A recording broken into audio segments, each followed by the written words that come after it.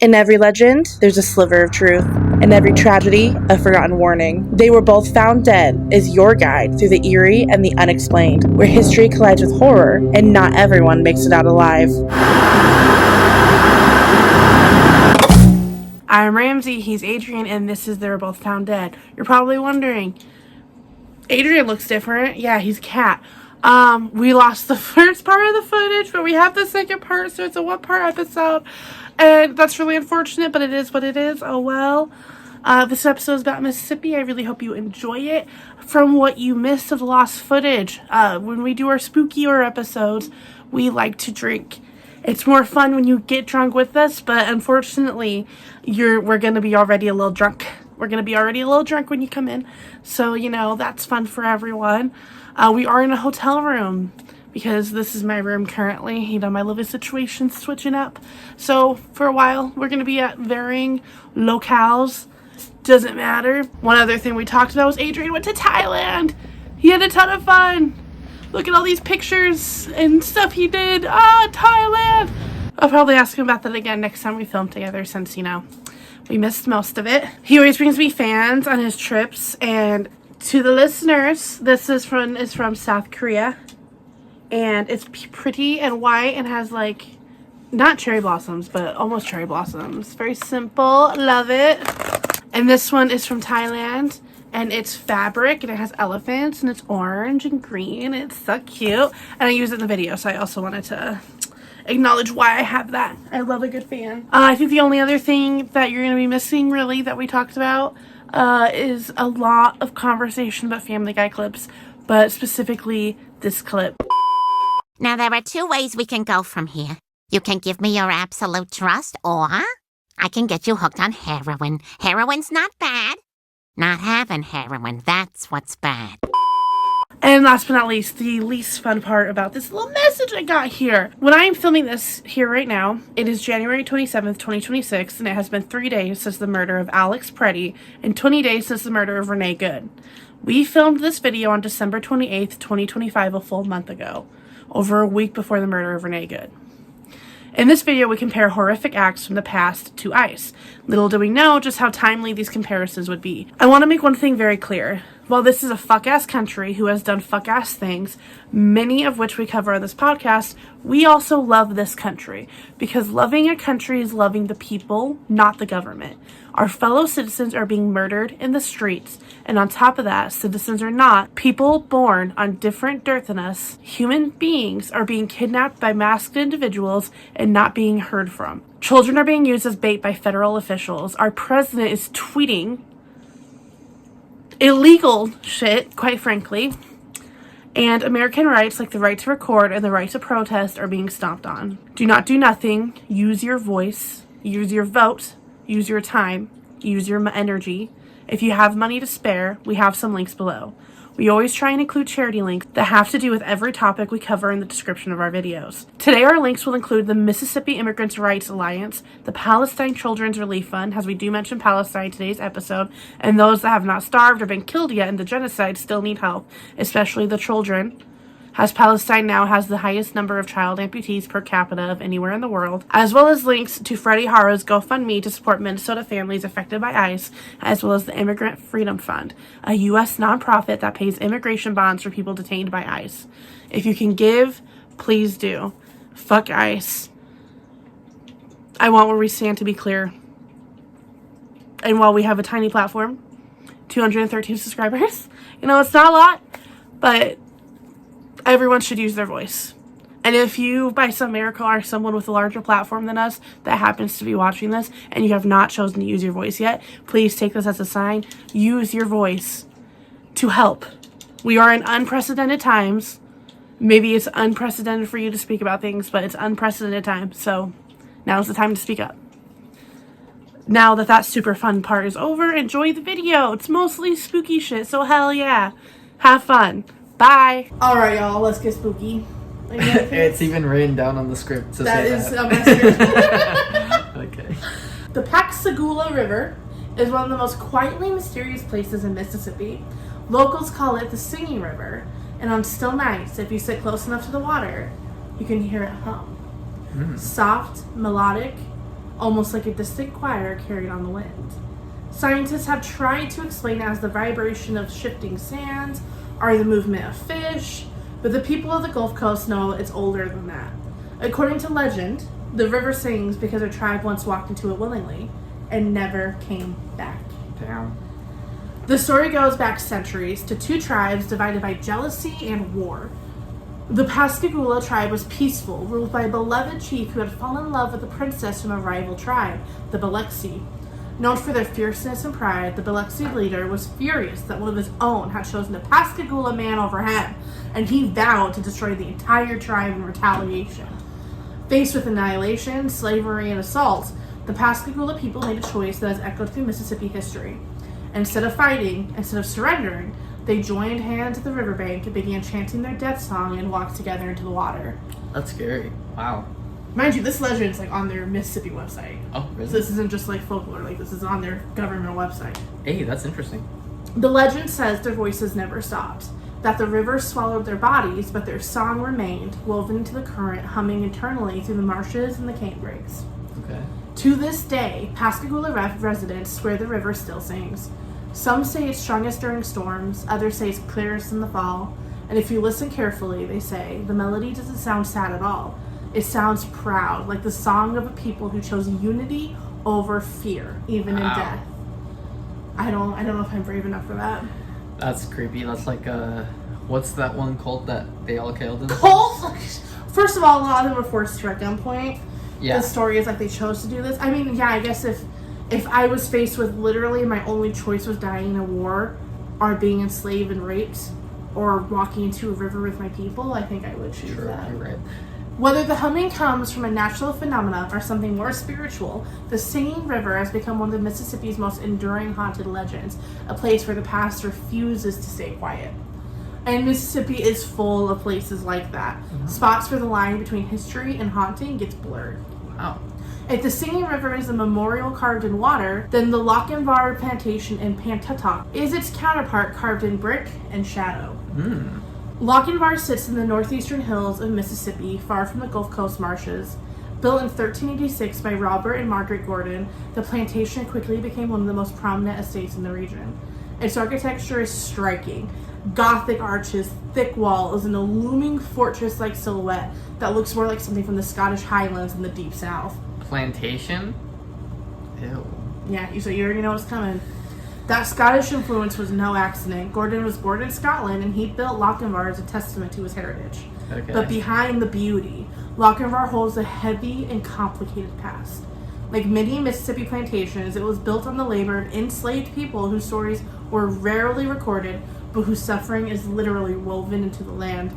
The Gordon family became wealthy from cotton grown through local labor, through this forced labor, and Lochinvar, like many antebellum estates, became a symbol not just of Southern architecture, but of the brutal system that supported it. The haunting stories that surround Lochinvar are tied to both its architecture and its history. Visitors have reported footsteps echoing through empty hallways, doors opening on their own, and figures seen standing on the grand staircase before vanishing. Gulp. Some claim the ghost of Robert Gordon himself still walks through the home, particularly near... Oh, fuck no. Hell the fuck There's no. a ghost! That's fucking crazy. I could not handle, like, even one paranormal experience. Really? Yes. Every single paranormal experience I've had has been explained. Oh. Yes. I want to go ghost hunting. A friendly reminder that Hummel Park, you know, when we did the Ouija board, it moved a little. I'll go crazy. I'll be homeless in the street if I experience something like that. I really want... Guys, watch this video so we can afford a ghost hunt. No. My dream Don't job. watch this video, dude. I don't want to do that shit with her. But you love for money.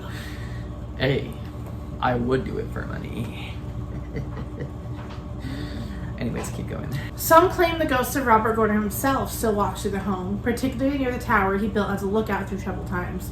Others believe the spirits belong to the enslaved people who suffered there, their voices still unheard, their presence acknowledged only through cold spots and sudden, heavy silence. Oh my god. One of the most persistent stories is that of a spectral rider on horseback who appears at dusk near their old carriage path. Locals have described seeing a lone figure silhouetted in a fading light. trotting toward the house before dissolving like smoke as it reaches the porch. Whether the apparition is tied to the Civil War, the Gordon family, or someone lost to history, no one knows. Ought to go into psychosis. I'm not kidding. Dude. Immediate mental breakdown. Dude, I've had dreams of this, which I'm going crazy in the fucking dream. Oh. Like, I had, like, paranormal experiences in dreams. Yeah. And I'm like, oh my fucking god, this is not happening right now. And then I wake up and I'm like, oh shit, that was fake. Literally can't relate. 2 people died in the house I grew up in, and in the house I'm living in now. I've had ghost experiences my entire life in multiple different ways. I would die. I can't handle that fucking I stress. want to do it 10. What? You want to fucking kill me? No, okay. I mean, consequence, you know? Yeah. Yeah. Consequence of my life. What connects Lochinvar to the Singing River is more than just the ghost stories. It's the way both sites represent the layers of Mississippi's past. The Pascagoula legend speaks to indigenous history, sorrow, and resilience. Lochinvar speaks to antebellum grandeur built on injustice and the shadows that linger in places touched by suffering. Both locations carry memories that refuse to fade, whether in a whispered melody on the water or an unseen presence in an old plantation hall. Mississippi is full of haunted places, but the truth is that many of its hauntings, and hauntings in general, are just history that echoes louder than expected. The Singing River carries a song of people driven to tragedy. Lochinvar carries the weight of a system that destroyed lives. And both remind us that the past, especially Mississippi, doesn't seem to always stay buried. Sometimes it hums, sometimes it walks, and sometimes it waits for someone willing to listen. Oh my god. Will it be us? I don't know. Hey, clock it, Ramsey. That was, you know, I don't know what I would feel like if I go to a river and I can hear the voices of the people that died in the fucking river. The way it's described is like beautiful and proud. Okay, intimate. Oh, my bad. I was just taking your fucking hair out of your You're mouth. fine. I appreciate it. The way it's described is like really beautiful and proud, so I don't know. Honestly? Fills your heart. You know what? I That would think make I'd me an cry. activist. Yeah, you know. You're already an activist. Oh my god, am I? Is that I what mean, it you're not, takes to like, be an an- activist? You're not like an activist, like a leader, but you are. Yeah, I pretty much do stuff. Yeah. I do stuff. You more than pretty much. Wow, people can do the bare minimum and be an activist. You do all about the bare minimum. You're not the kind of person who's going to shout out about what you do, but just take it as someone who knows what you do with your money, what you do with your time, what you do with True. your energy. You do about the bare minimum. I have gone to a lot of stuff. I feel like the most fun thing I've been to, like volunteer kind of thing, is when I lived in Cancun. There was like a crab season where a lot of crabs would be hatched, and they would like cross roads and stuff like that to get to the beach. Yeah. So you would help the crabs cross the road. So it was like a lot of work. It was like thousands of crabs going across the road, and a lot of people helping them cross the road, like stopping cars and stuff like that.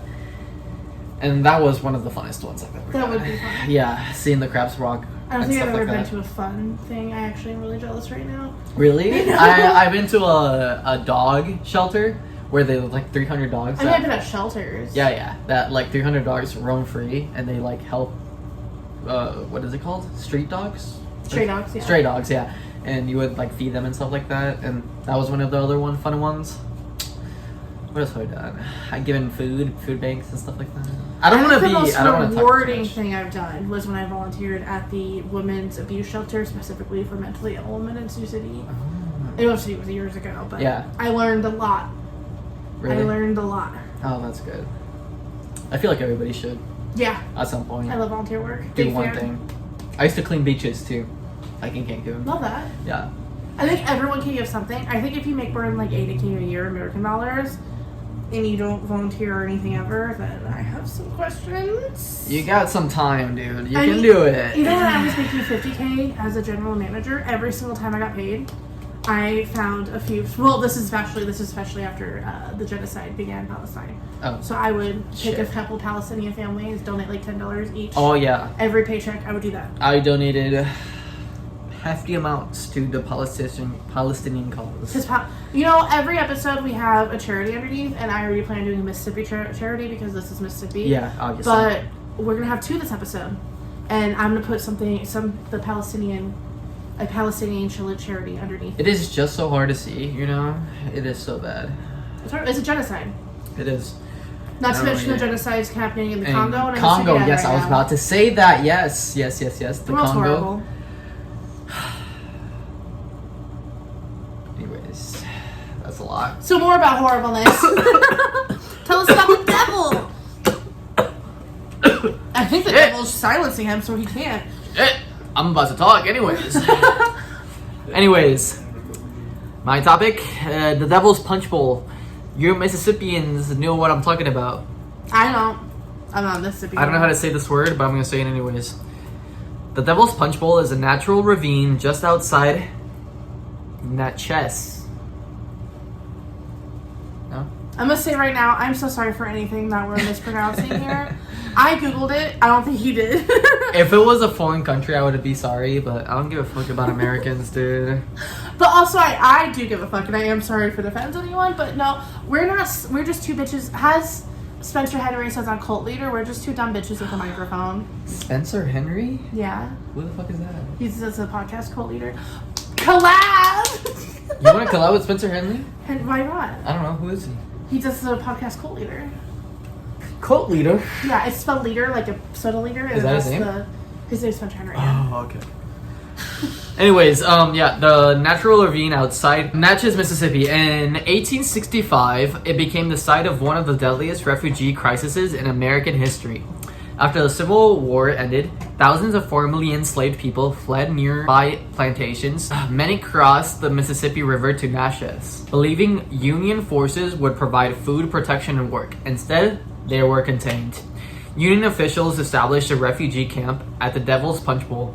The location was chosen because it was naturally enclosed and easy to control. Movement in and out was restricted. By late 1865, more than 20,000 freed people were crowded into the ravine. This reminds me of when I did the Tulsa Massacre, and all the fucking victims of the white supremacists attacking them were the ones put into camps, and not the white supremacists were just sent home. Bruh, the Tulsa Massacre one that you did was crazy. That was crazy. It changed me. Go watch it. Go watch it. The federal government classified them as contrabands, not citizens. This designation allowed officials to deny them wages, limit aids, and forced labor contracts. Food was scarce. Clean water was unreliable. Shelter was minimal. Disease spread quickly. Smallpox, dysentery, and cholera moved through the camp unchecked. Medical care was almost non-existent. Of course it was. The deaths were removed daily. The dead? Yes, the dead were removed daily. Okay, from so the imagine, place. literally, imagine living in this place. You can't fucking leave. You are sold this dream of a new life, a free person. You're stuck in the fucking Devil's Punch Bowl, and you're watching wagons of dead be carried by your home every single fucking day. You know what this reminds me of? The plague? ISIS. No, ISIS? Ice. I picked up what you meant. Ice. Neither of those things are funny. Fuck. Yeah. Sorry. Yeah, no. What ICE is doing? No, 100%. 100%. Fucked up. Within a single year, thousands died. Estimated range from 3,000 to over 5,000, though exact numbers were never recorded. Burials were rushed. Most bodies were placed in mass graves without markers. Names were not preserved. Death certificates were rarely issued. Of course. You know something I would never learn about, never would have liked to know about, was mass graves. Yeah, that would be nice. But Yeah, I know, but it happens so often, huh? Again, Sudan and Congo. Local newspapers minimized the crisis. Federal reports framed the deaths as unavoidable, blaming illness rather than conditions. When the camps were finally shut down in 1866, survivors were pushed into exploitive labor contracts or forced to leave the area entirely. The lands were later reused. Graves were paved over. Rail lines were built nearby. No formal memorials were created. For more than a century, those rail lines were built by black people imprisoned. Fuck that. For more than a century, the site remained unmarked. Only in recent decades did historians and archaeologists begin documenting what happened. Ground surveys confirmed the presence of mass graves beneath the soil. The Devil's Punch Bowl was not an accident. It was a result of a containment, neglected, and policy decision made after the war officially ended. Between the South and the North. The deaths did not occur during battle. It occurred during peace. Bruh. Let's Our stop own doing this country shit. did that to our own people. I know, like, can we fight about something better? The site represents a pattern repeating across the South during Reconstruction. Freedom people confirmed, denied resources, and blamed for their own suffering. I mean, stuff that we already knew, right? I mean, but it's important to have the examples and have the actual knowledge out there because we know these things, but it's the proof is in the reality, and this is the reality. True. And it happened especially in Mississippi. So, Mississippi people? Mississippi people, I'm sorry that happened to you. Mississippi government, get your shit together. Yeah, what the fuck, dude? Unlike on famous battlefields, the Devil's Punch Bowl was never preserved. Unlike prisons or plantations, it was allowed to disappear into the landscape. What remains is a place where thousands died without record, recognition, or justice.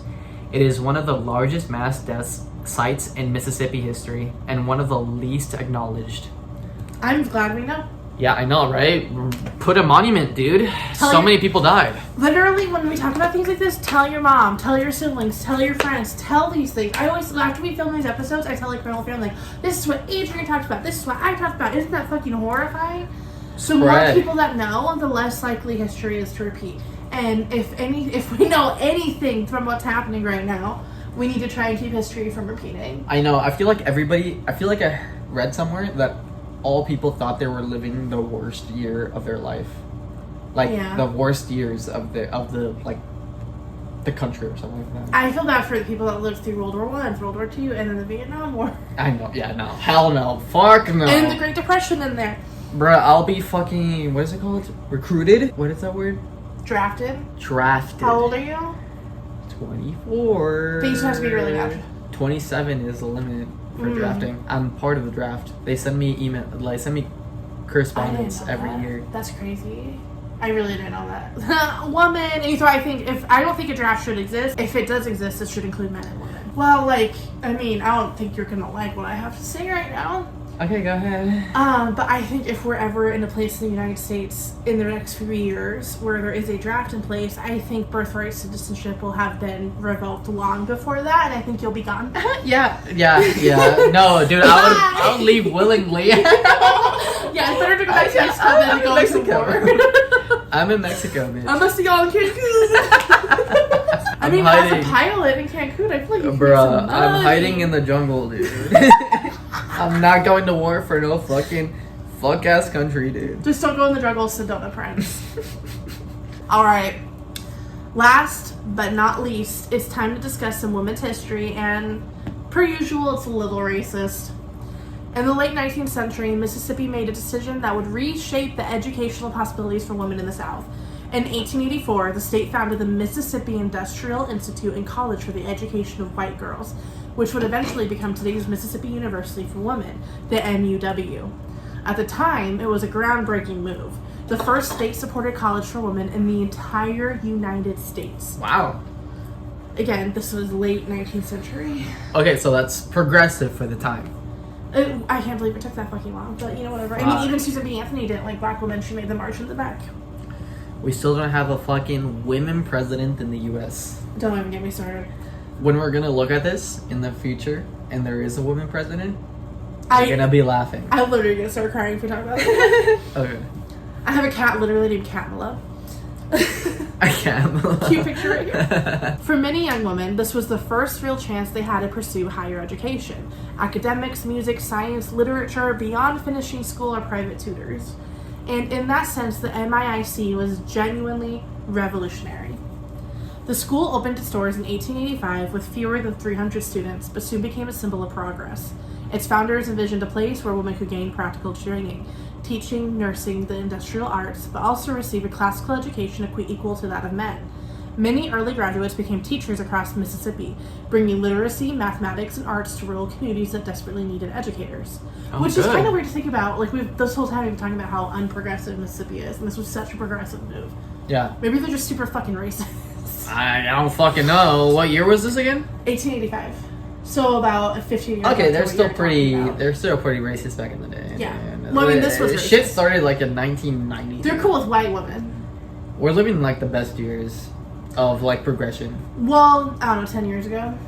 They're trying to revoke gay marriage. I mean, Okay, so 10 years ago was like the best time. we but lived. like in the past 20 years, I mean, No, I agree. I like agree. before the 2000s. I'm glad to live in these years. Me too.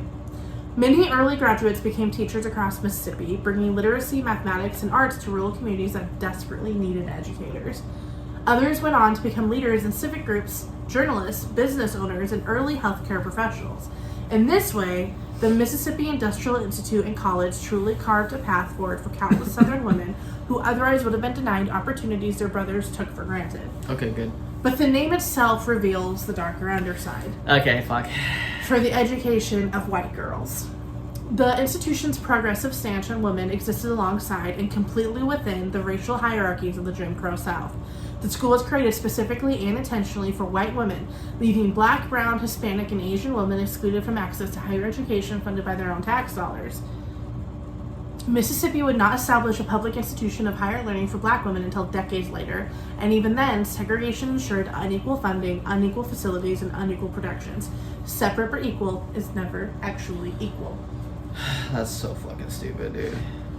You know what I'm reading right now? What? It's called Animal Farm. Animal? You're reading Animal Farm right now? Yes, do you know what I... Yes! I've read Animal Farm like every What the 5 fuck? Are you years since I serious? was like 12. I didn't understand a thing, but yeah, I love Animal Farm. It's about like the all animals are made equal, Dude, but some text are me made the equal. second you finish it. You're not gonna fucking Dude, believe I got it later. for Christmas, dude. Love it. I got it like 2 days ago, so I'm gonna have to read it. Like, Text me the second you finish I can't believe it. you read it. I don't know. I can't believe you've known about this. Animal Farm is like... Oh my god, I'm Why I so am the way I excited am. now that you know about it. I never get to talk about books to people because I always read books that nobody reads. Yeah, the freaky shit. I know, yeah. I read like disturbing shit, like communist animals that go against their farm. Oh, just fucking wait. A lot of the Hunger Games were heavily influenced. Like, she was Oh, heavily I've read influenced every by single Animal book of Farm. the Hunger Games except the, what is it? Songbirds? The Ballad of Songbird and Yeah. Snakes.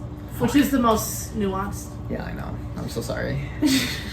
But Suzanne Collins loves Animal Farm. And as you're reading it, you'll probably be able to see themes that are reflected in the Hunger Games. Oh my god, I'm so excited now that you know about Text it. me the second. It's so easy, it's so small.